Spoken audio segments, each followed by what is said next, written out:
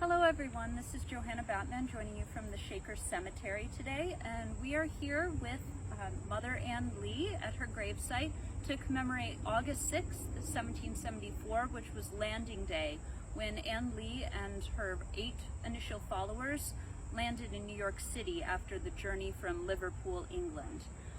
They had made that trip with the conviction that the colonies would be a new land and an opportunity to practice with religious freedom.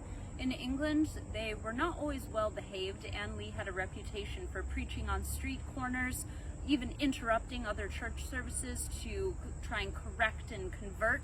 And these were, remember in the 1770s, this was very radical for a woman especially.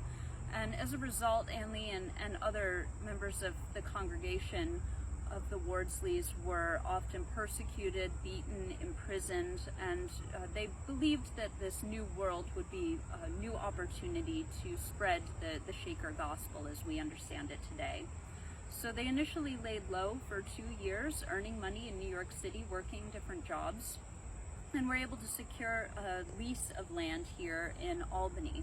So the Albany airport is where they initially settled, and that's actually also where Ann Lee originally was buried. She was moved here to the cemetery subsequently when this became the common burial ground. But she held true to the strength of her convictions through difficult times. The first few winters in Albany were very tough. You have to remember that these folks were factory workers by and large, manual laborers in Manchester. They were not homesteaders, and they had to learn these skills themselves. But they persevered and survived, and beginning in 1780, they began working to spread that word and traveling on foot throughout New England, founding eventually over 20 Shaker settlements, and the message kind of grew from there to eventually recruit almost 20,000 people who became Shakers or lived with the Shakers and were impacted by them over their lives.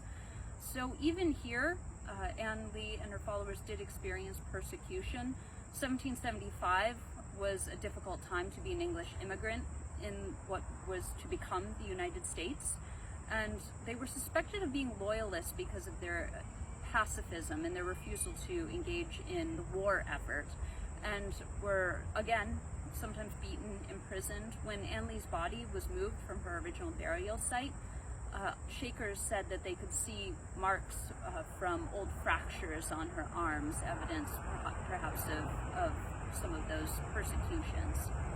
But in the face of all of this, she and her followers persevered to build this new world together. So we remember and honor that today.